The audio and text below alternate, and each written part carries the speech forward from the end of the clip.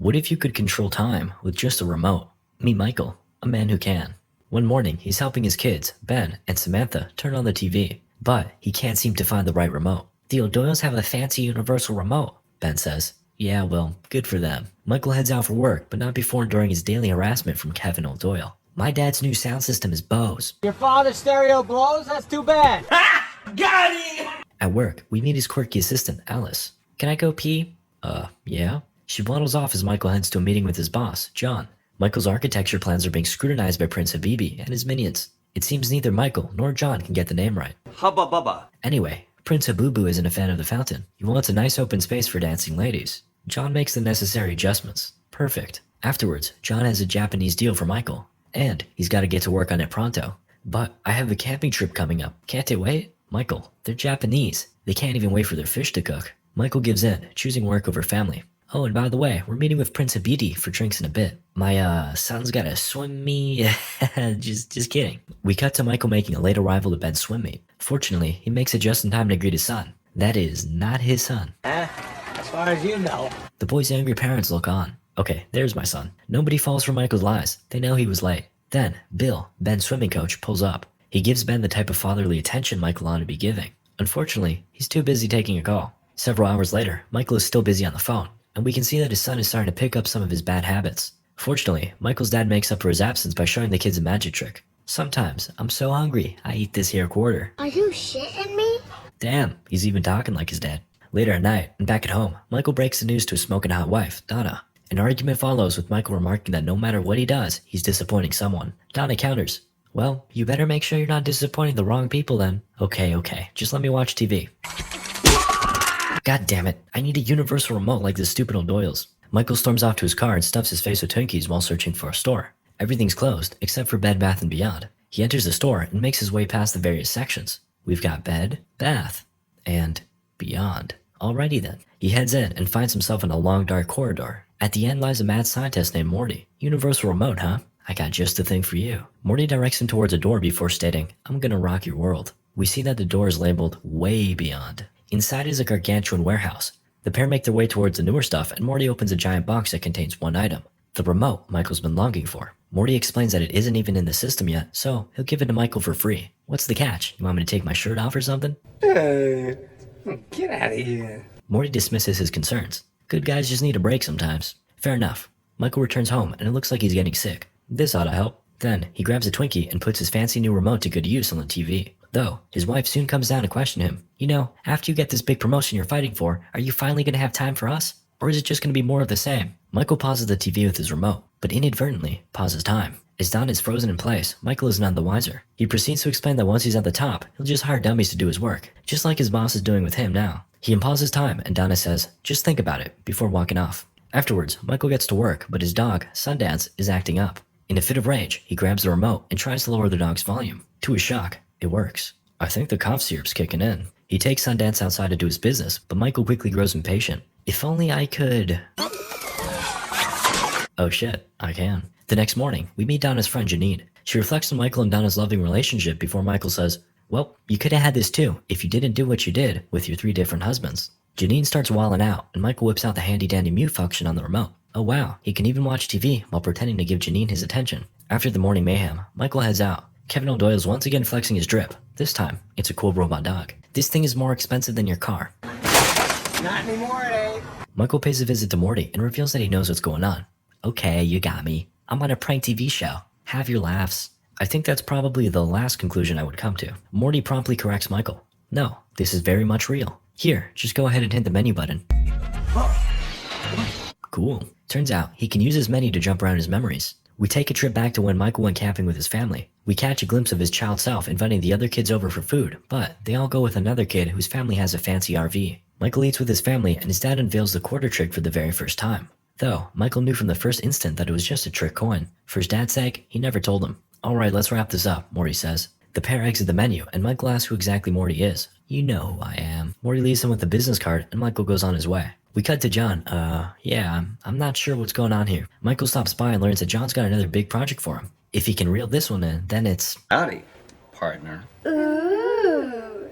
Uh-oh, bad news comes through on the intercom. John's gal just checked into rehab. Looks like he's gonna be alone on his trip to the Hamptons this weekend. However, Michael has just a solution. Oh, I got just the gal for you. Her name's Janine. Let's just say she'll eat you right up. Heh boy. Suddenly, Alice barges in with an important inquiry. Go to the bathroom. Okay. Michael heads home and finds Ben playing catch with the very rude Kevin. Alrighty, let's just stop time, move your hand down, and... Upon entering his home, Michael finds Donna on the phone with his parents. They want to come over for dinner. He signals to her that he's too busy, but she tells him to come anyway. Man, how am I gonna get all this work done? If only I could.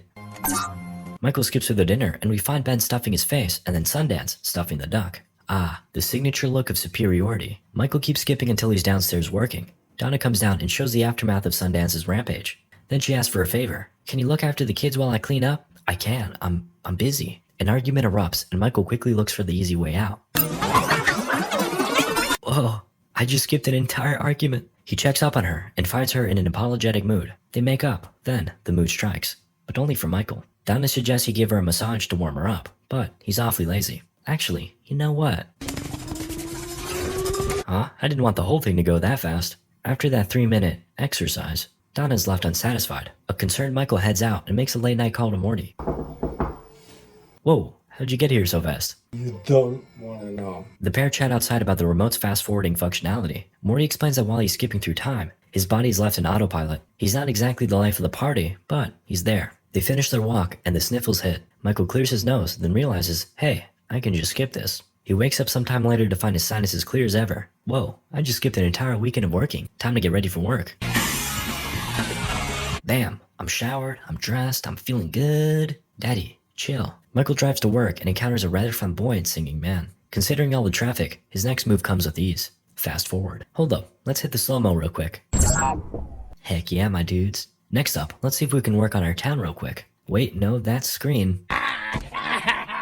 Okay, there we go. Michael heads inside and speaks with John. Did you finish? Yeah, I guess. Oh, okay. Okay, yeah, look at that. I even put a river in the lobby. Good job, me. John proceeds to give a meeting about harassment in the workplace, of which he admits he's quite guilty of.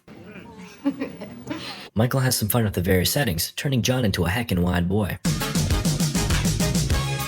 Later at night, we find John and Michael meeting with the Japanese property managers. They excuse themselves, and after John mistakenly says he wants to eat their national heroes. Oh crap, I thought Ichiro and Matsuo were items on the menu. Honest mistake. Then, Michael eavesdrops on their conversation and uses the remote to switch the language to English. These stupid Americans with their dumb designs. All we want is to maximize profits. Let's get out of here and enjoy America's crowning cultural achievement.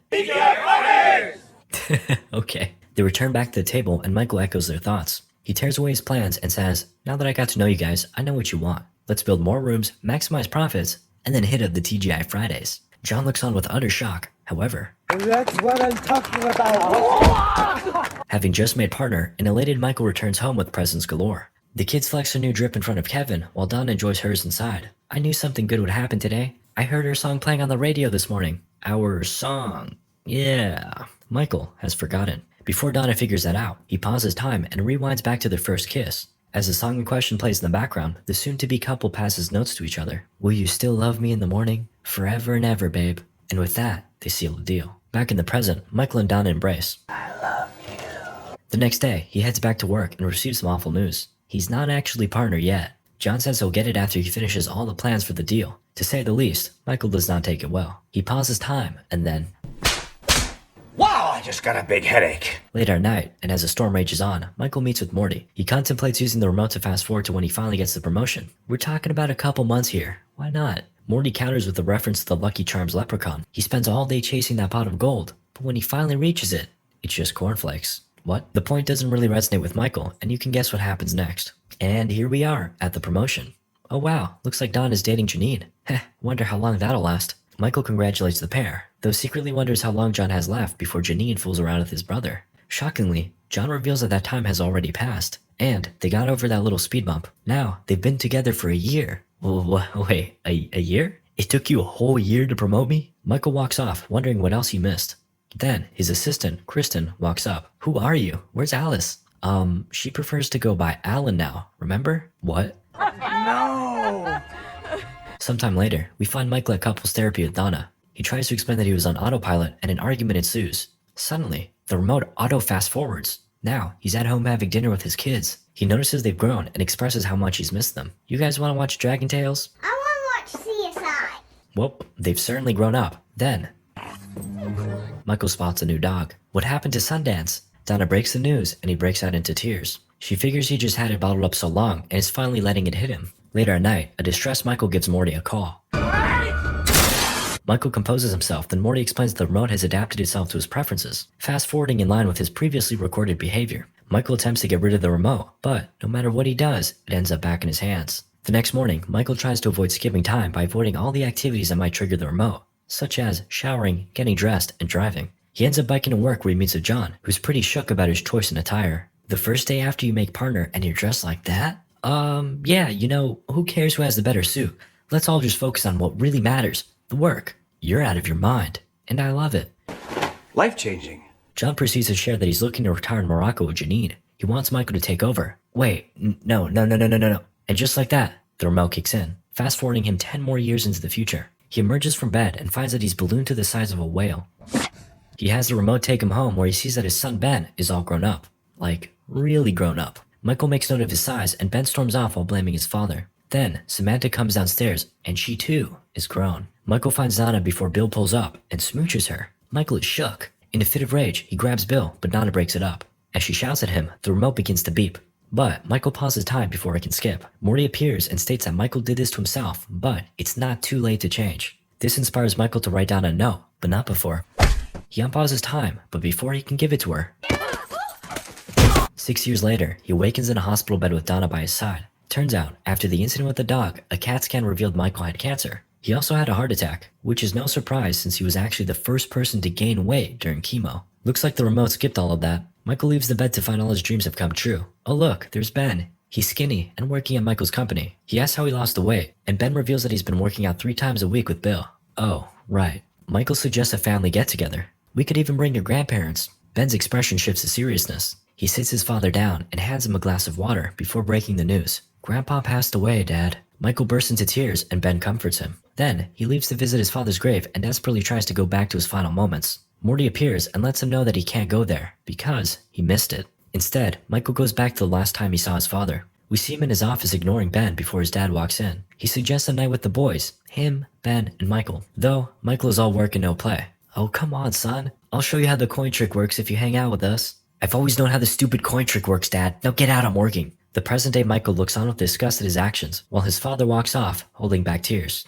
Back to the graveyard, Morty reveals his true form. He's an angel of death. Michael charges after him, though quickly realizes he's no match for a supernatural being. Who'd have thunk it? He cowers in fear and begs the remote to take him somewhere pleasant. We find ourselves at a wedding sometime in the future. Michael is brought up to give a speech, and we see Ben with his groom. His dad is gone, but at least his mother is still well. They chat, and she pesters Michael for letting Donna go. After all these years, she's still just as beautiful. As fate would have it, their song comes on. For the sake of old times, Donna and Michael dance. They enjoy the moment before Michael spots Samantha, and boy, she's grown. What happens next forever seals Michael's fate. Okay, see you there, Dad.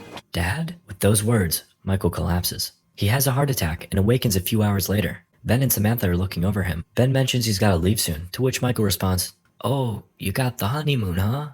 No, Dad, actually I had to postpone that. I gotta do some damage control for the business." Michael tries to talk him out of it, but Ben assures him that his girl understands that work is more important. To his dismay, Ben walks out. Not wanting his son to live out his same mistakes, Michael emerges from bed, ripping out everything attached to him in the process. He makes a sneaky beaky escape.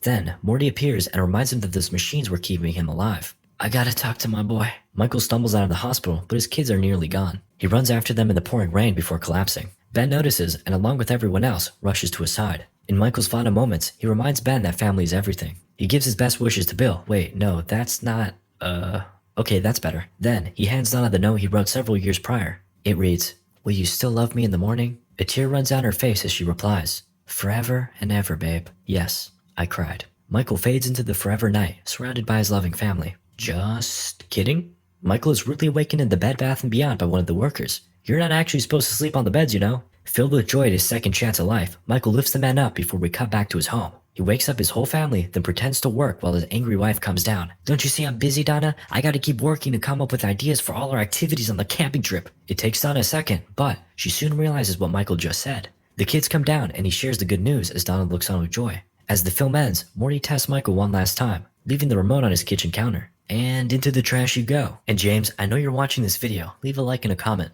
Also, if you guys want to watch the movie, check the link in the description.